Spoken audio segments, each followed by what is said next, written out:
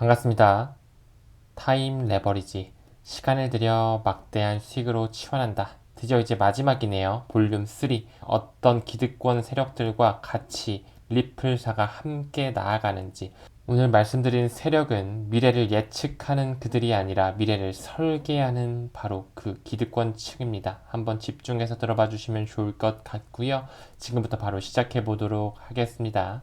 우리의 존재는 어느 정도일까요? 우리는 잘 아시다시피 개미 투자자죠. 세력을 통해서 계속적으로 눌림받으면서 살아가고 있는, 그들이 짜놓은 판에 그 밑에 살아가고 있는 굉장히 작은 존재라는 부분을 잘 알고 계실 겁니다. 어렸을 때부터 우리는 투자에 대해서 공부해 본 적이 없어요. 교육과정에 인베스트먼트는 들어가 있지 않고 그냥 국어, 수학, 영어 등등 그런 교과목만 들어가면서 좋은 대학에 가라고 하고 대기업에 취업하라고 하고 안정적인 직장에 들어가서 결혼하고 아이 낳으면서 평생 대출 이자를 갚으며 살아가는 게 우리의 보편적인 삶이죠. 그런 부분에 있어서 그들이 이렇게 우리가 미래 비전을 보지 못하게 판을 짜놨기 때문에 우리가 투자에 있어서 계속적으로 실패도 맛보고 어려움에 직면하면서 하루하루 살아가는 것이 아닐까라는 생각을 하게 되는 그런 시점인 것 같은데요. 과연 그 세력들의 시작은 어디서부터 시작될까요? 우리가 잘 알고 있는 세계 최대 자산 운용사들로부터 시작이 될까요? 여러분들도 잘 아시다시피 이런 세계 최대 자산 운용사들에는 굉장히 깊게 들어가 있는 자본이 하나가 있죠. 바로 유대 자본입니다. 그렇다면 유대인들은 어디서부터 시작했는지 그 부분부터 오늘 말씀드려 보도록 하겠습니다. 바로 로스차일드 가문을 빼놓을 수 없을 것 같은데요. 로스차일드 같은 경우 독일어로 붉은 방패라는 뜻을 가지고 있으면서 굉장히 힘이 있고 정통이 있는 하나의 가문이죠. 독일 유대계 혈통으로부터 시작됩니다. 바로 금융 재정 가문이고요. 독일 프랑크푸르트에서 태어난 이 마이어 암셀 로스차일드가 세우면서 5명의 아들들에게 사업을 배분해주면서 최초의 국제적 금융은행을 설립하며 유럽을 제패하고 미국으로 이동하죠. 그렇기 때문에 미국에는 다민족 국가가 살면서 굉장히 많은 유대인들이 거주하고 있습니다. 심지어 그 유대인들은 전 세계 인구의 0.1%에 불과하지만 노벨상 수상자의 25%에 육박하는 수준의 굉장히 높은 포션을 차지하고요. 그뿐만 아니라 이 유대인들은 미국의 90%의 경제를 휘어잡으면서 세상을 이끌고 있다라고 말을 해도 과언이 아닐 정도죠. 굉장히 다양한 인물들이 질비하게 나열되어 있는데요. 전 국무장관 헨리 키신저를 시작으로 해서 현 재무부 장관이죠. 제닛 옐런, 버크셔 해서웨이의 수장이자 투자의 귀재라고 불리는 워렌 버핏, 그리고 페이스북 현 메타 창시자죠. 마크 저커버그도 역시나 마찬가지로 유대인이고요. 세계적인 천재 아이슌타인, 내년 대선에 나올 트럼프, 구글의 공동 설립자인 세르게이 브린과 레리 페이지 역시 유대인입니다. 전 뉴욕 시장이자 전 세계 억만장자라고 유명한 마이크 블룸버그, 더 나아가서 패션계의 리더죠. 랄프 로렌이라든지 캘빈 클라인, 그뿐만 아니라 전 연준 의장이죠. 벤 버냉키라든지 마이크로소프트 회장 스티브 발머까지 모두 유대인이라는 부분을 보았을 때 그들은 역시 미국 경제를 이끈다고 해도 과언이 아닐 정도의 엄청난 막강한 힘을 가지고 있더라 라는 부분으로 말씀을 드릴 수 있습니다. 여기서 플러스로 우리가 한 인물에 대해서 집중할 필요가 있는데요. 바로 글렌 허친스입니다. 글렌 허친스를 설명하기 전에 디지털 커런시 그룹에 대해서 말을 빼놓으면 안 되겠죠. 디지털 커런시 그룹 같은 경우는 마스터카드에서 50%의 지분율을 투자하고 있으면서 그 역시 투자금은 세계적인 금권 세력, 즉 유대자본이 깊숙이 빼어들어간 웰스파고, 유니온뱅크, HSBC, 시티뱅크에서 시작이 되면서 나스닥 역시나 디지털 커런시 그룹에 어느 정도의 지분을 가지고 있더라라는 부분. 모식도 상에서는 베리 실버트가 CEO로 나오지만 그 배후 세력에는 파워 비하인드 바로 글렌 허친스가 자리하고 있습니다. 글렌 허친스에 대해서 이야기하기 전에 우선 베리 실버트가 과거에서부터 어떻게 미래를 설계했는지부터 어떤 트위터를 날렸는지부터 한번 확인해 볼까요? 그는 2016년부터 이런 트위터를 날렸습니다.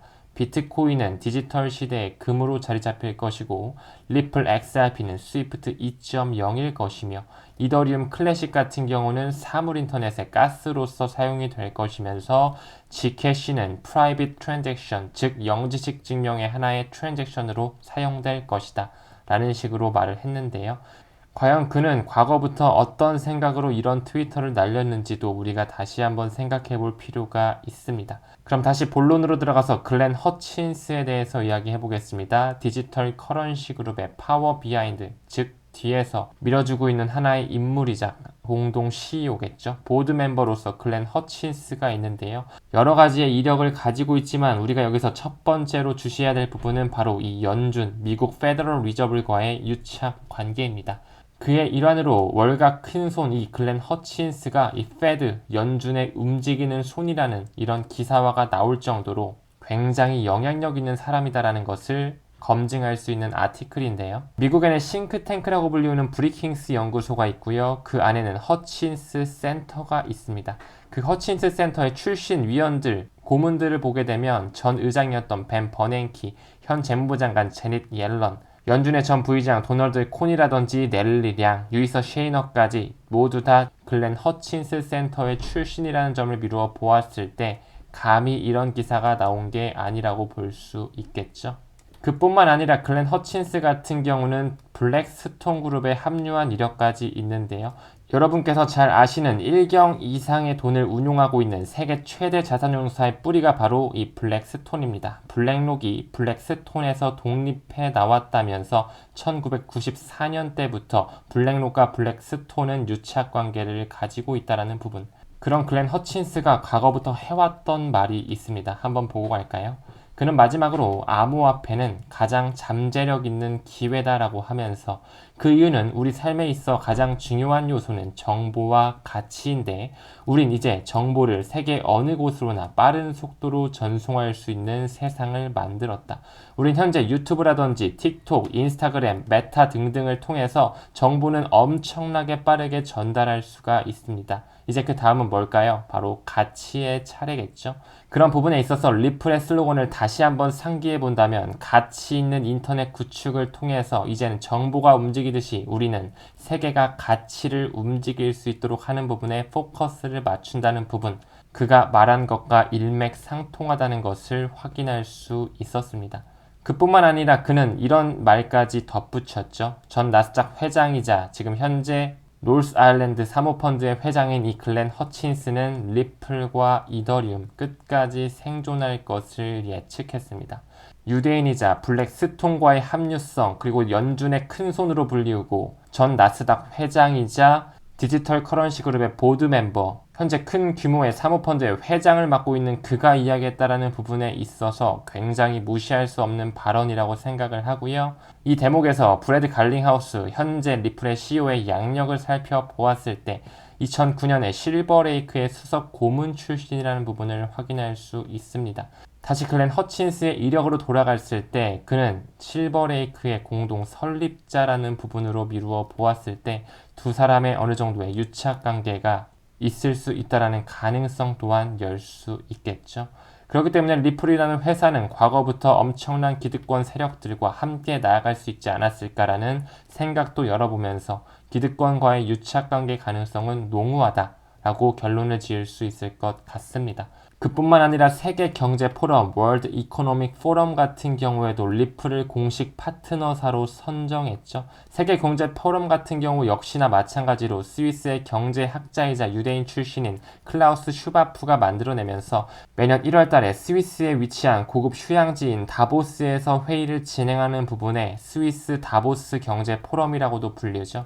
WEF 공식 홈페이지에 리플을 가치의 인터넷이라는 이름으로 공식 파트너사로서 선정했다라는 부분에 있어서 월드 이코노믹 포럼은 유엔기구 그리고 G7 정상회의에도 경제 올림픽이라고 불리우는 굉장히 핵심 인사들만 모여있는 곳이라는 것을 미루어 보았을 때 해당 파트너십은 우리가 반드시 짚고 넘어가야 될 부분이라고 말씀드릴 수 있습니다.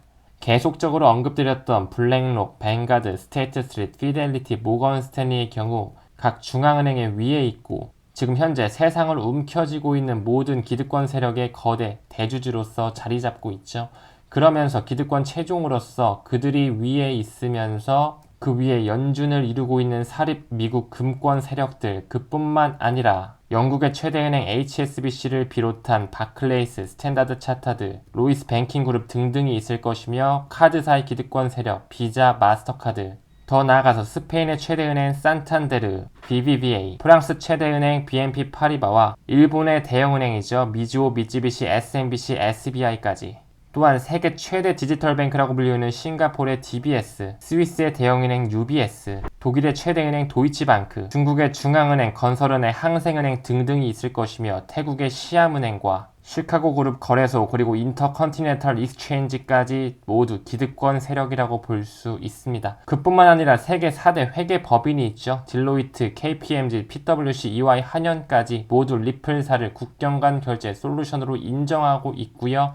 미국의 신용평가회사 역시 마찬가지, 무디스, 피치, 스탠다드 푸어스, S&P 마찬가지로 미래의 4차 산업혁명, 금융의 혁신은 AI와 블록체인이 가져올 것이다 라고 예견을 하고 있는 부분에 있어서 모든 기득권 세력들은 리플과 함께 나아가고 있는 부분이 포착이 되고 있습니다. 우린 이런 부분에 집중하면서 조금 더 확신을 갖고 타임 레버리지에 집중할 필요가 있다라고 말씀드릴 수 있을 것 같고요. 더 나아가서 2019년에 있었던 뱅가드 포럼을 지켜보더라도 뱅가드로부터 세계 최대 자산운용사 블랙록으로 자금이 뿌려지면서 영국의 최대 은행 HSBC, PNC뱅크, 테메노스로 이어지며 리플에 투자하고 있고요. 스페인의 최대 은행 산탄데르, 그뿐만 아니라 세계 최대 파생상품 거래소죠. CME 그룹, 더 나아가서 엑센추어, 아메리칸 익스프레스, 미국의 금권 세력 JP모건 체이스, 미즈호를 통해 리플로 연결되고요. 미국의 자금이체 기업 머니그램과 웨스턴 유니온도 말씀드릴 수 있을 것이며 버크셔 해서웨이를 통해 뱅크 오브 아메리카 리플로 흐르고 알파벳과 구글 벤처스를 통해 역시나 리플로 흐른다는 부분, 미국에서 가장 오래된 은행인 뉴욕 멜론 은행을 통해서 미쯔비시를 통해 리플로 흐르면서 그에 더해 태국 시암은행 SBI 홀딩스로 가면서 R3를 통해 스위프트로 기결된다라는 부분까지 말씀드릴 수 있을 것 같습니다. 우린 이런 기득권 세력들과 리플사가 투자가 같이 이루어지면서 파트너십을 맺으며 미래의 판을 깔고 있다는 것을 집중하면서 리플 XRP 토큰을 다이아몬드로 생각하며 계속적으로 DCA를 통해 모아가셨으면 좋겠다 라는 말씀을 드리면서 우리가 확신을 하는 만큼 더 길게 가져갈 수 있을 것이며 그런 사람들은 소수겠지만 밀리언웨어, 백만장자가 될 수 있는 가능성을 가질 수 있지 않을까, 부의 반열에 오를 수 있다라는 말씀을 드리고 싶습니다. 그렇게 우리는 하루하루 수량에 집중하면서 XRP 토큰에 대해서 수량을 모아가며 미래를 바라볼 수 있는 비전 투자자분들 되시길 바라면서 금일 영상 여기서 마무리 짓도록 하겠습니다. 리플 챌린지 부족하고 미흡한 부분이 많았지만 끝까지 시청해 주시면서 관심 가져주심에 다시 한번 감사 인사 드리면서 마무리 짓도록 하겠습니다. 감사합니다. 성투합시다.